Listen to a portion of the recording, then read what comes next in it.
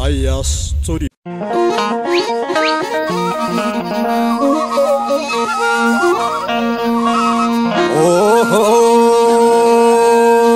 Damaalakia magala ererto erere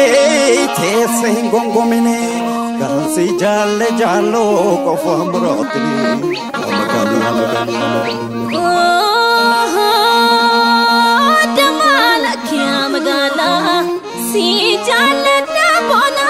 si jipanda dabe atistale hormani si mandabe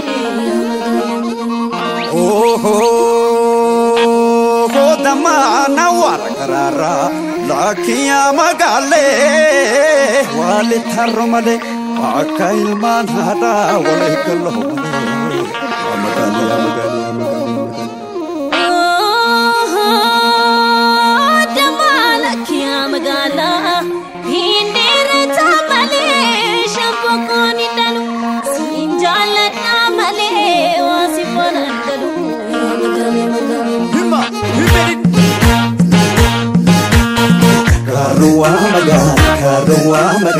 Karua magal, otu ya makamoda. Opeto.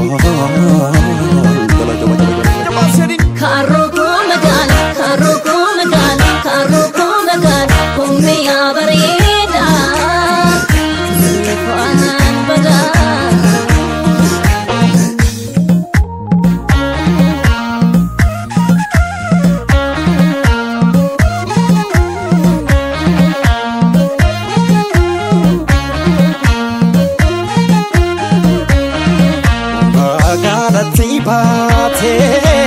Biya paretoma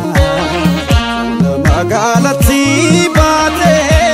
biya parentoma ane bifa fidalota nanga fisi homa ane bifa fidalota nanga fisi homa ane olba tuleraya ane gati warawayo olba tuleraya ane gati warawayo una kabe fakete ane seleking sodayo akabe fakete ane seleking sodayo ane kojongar jala ane kararong kapani ane kojongar jala ane kararong kapani ane seleking santre ane simaleng kapani ane seleking santre ane simaleng kapani ane garfagora bahe ane tidaga dilala ane garfagora bahe ane tidaga dilala ane pinyana basufi ane jalan likhe bala ane pinyana basufi ane jalan likhe bala ane karwa magara ane kotme silala ane karwa magara ane kotme silala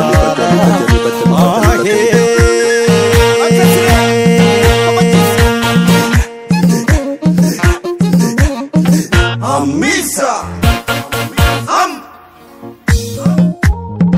Etofedi mebo Amabile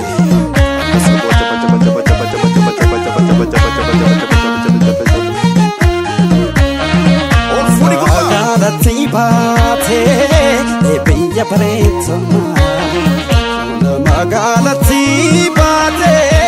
biya parentoma ane bifa fidalota nanga fisi homa ane bifa fidalota nanga fisi homa lalla fina bafa ane kullu mase hani ane lalla fina bafa ane tullu mase hani ane siyade hokare ane bela hense hani ane siyade hokare ane bela hense hani ane chilate hawara ane waranin kabo Oni jilate hawara Ani waranin kabo Oni donge waya khesa Ani rabu namang kabo Oni donge waya khesa Ani rabu namang kabo Oni ofat sukare Ani hitu masari ke No ofat sukare Hitu masari ke No ofat tharapa Ani jala shiroba ke No ofat tharapa Ani jala shiroba ke Ani karanwa magala Ani kotume silala Ali karanwa magala Ali kotume silala Ahe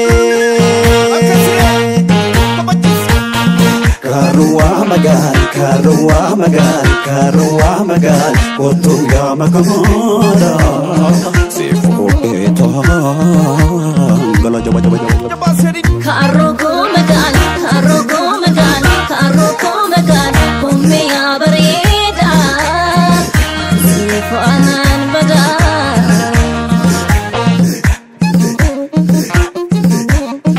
Amisa